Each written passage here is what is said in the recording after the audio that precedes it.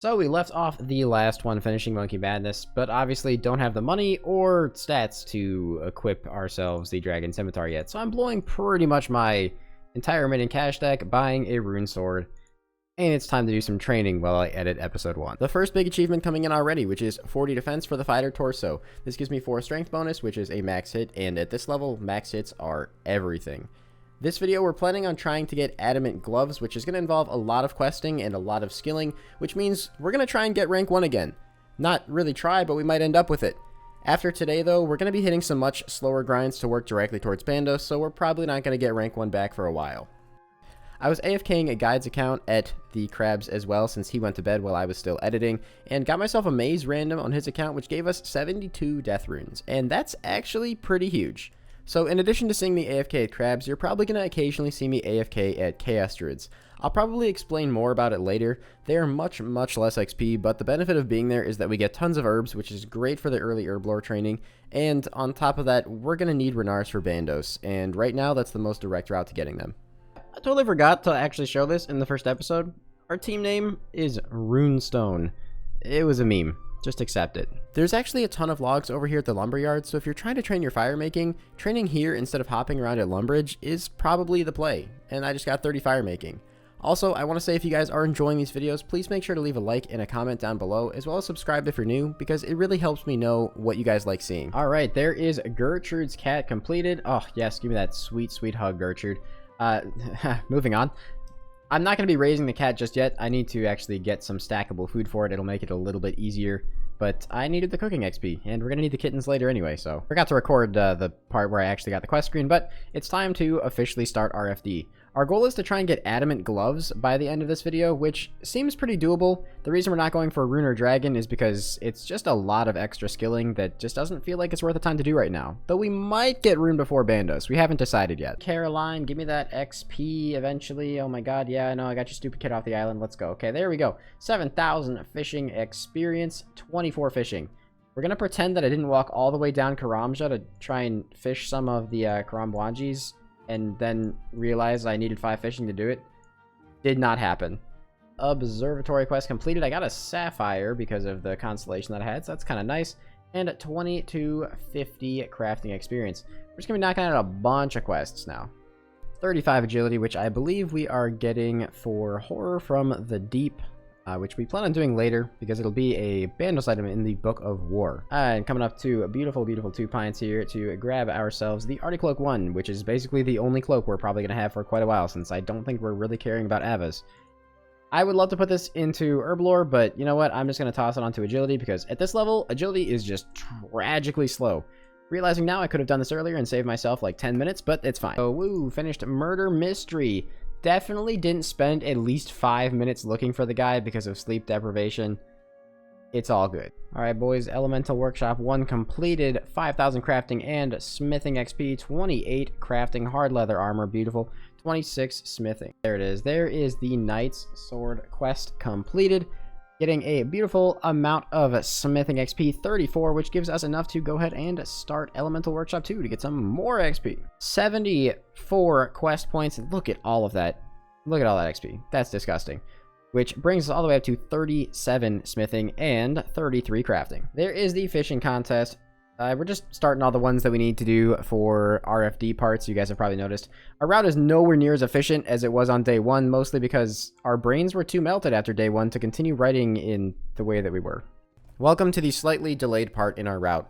We need to stay here until we get 41 cooking. We're doing this outside of Edgetrail because there's a permanent fire here, but we figured we might as well fish the food instead of making money to buy stuff from shops to cook, because we're going to need the fishing level eventually anyway. So, well, fishing salmon and trout, I got myself an elite clue bottle. I mean, I might as well hold on to it because it's gonna be a while, but the first step is Barrels, Gloves, Amulet of Glory, Dragon, Med Helm. So I mean, I'm not gonna be doing that until after the Bandos grind. And also simultaneously, definitely not planned, my cat just grew up, so that works too. I'm gonna be holding on to this instead of trading in for death runes, because we're going to be doing the RFD subquest, so I don't want to get to the Evil Dave part and have to do it with a kitten, because that just would make me want to jump. Oven update, 30 cooking. This is very slow. But at least I can cook my salmon now. There we go. The grind is finally over. 41 cooking, which we needed for the jubblies, which apparently actually displays the message. That's kind of cool. As of right now, we're actually still rank 1, but I'm not going to make the claim that we are rank 1 in this title unless we end up with it by the end of this video again. The true throwback to when I was like 6 years old, actually mining pure essence because we had to do the Priest in Peril quest. I don't know why, but I feel like on every other account, I've just always had the essence, so this just feels kind of weird. Priest in Peril completed, and to those of you who might be wondering why we're doing this, there is a fish shop in Canifis that actually sells a raw shark, which you need to do the Fremnik Trials quest. So, hey, if you're trying to do that quest, make sure you go to Priest in Peril. Figured we might as well complete Nature Spirit while we're here, since it gives some coins and is a really fast quest. And then we realized that Fremnik Trials, the one we were going to do next, required 5,000 GP, and as you can see, I don't have 5,000 GP. Luckily, that maze random we did earlier with the death runes should actually give us enough for us to both barely squeak by. And while running up to the Fremnik area for my Artie Cloak teleport, I figured I might as well pick up these Boots of Lightness, which lower your weight when you have them equipped, which is going to be pretty useful since I don't see us getting graceful for quite a while on this Bandos rush. Solemnly vow to never, ever, ever again kill this guy for the Lyre because it took me like an hour to get this. It would have actually just been faster to go and get the woodcutting levels and finish training my crafting and stuff. So, yeah, that sucked. Easily my least favorite quest in the game. Fremnik Trials completed. This gives us access to the Berserker Helm. The Berserker Helm is one of the items that we will be using at Bandos. We're probably not going to get the stats to get the Needs Helm because it's pretty much the same defensive bonus anyway, so it doesn't really matter. But 41 defense, 50 hit points, 44 fishing, 30 thieving, and 37 agility. Oh, and 36 crafting. Okay, is there anything else in here before? Okay, 19 fletching, 25 woodcutting. Jesus. Okay, just got like 80 billion levels. Nice. Quest completed. Now we have Shadow of the Storm and one more quest, I think Troll, Stronghold, or Death Plateau or something. Then we're moving on to the actual RFD subquests. Decided while I was picking up the Black Wizard hats for Shadow of the Storm, I would go ahead and do the Slop of Compromise. First part of RFD done. And that's going to give me some levels actually, because we don't have any farming yet. So it should get me level 9 farming. Don't you love when quests bug out and say you must deal the final blow to Agarth Nar with Silverlight, even though I'm literally holding a Silverlight? Awesome. I guess I just have to stand in melee range of this boss the whole time when I'm killing it instead of flinching? I don't know, man. I've never had this bug happen to me before. Well, if we had known that the Green Dragon plan in the last video was not going to work, and we were going to do the big bones instead, we definitely wouldn't have actually train ranged and would have just done exactly what I'm doing now, but still, 10,000 range XP is pretty nice. Shadow of the Storm completed and 36 range. I can tell I'm getting a little exhausted and sleep deprived because every single time something bad happens, I'm starting to just want to punch a hole through my monitor.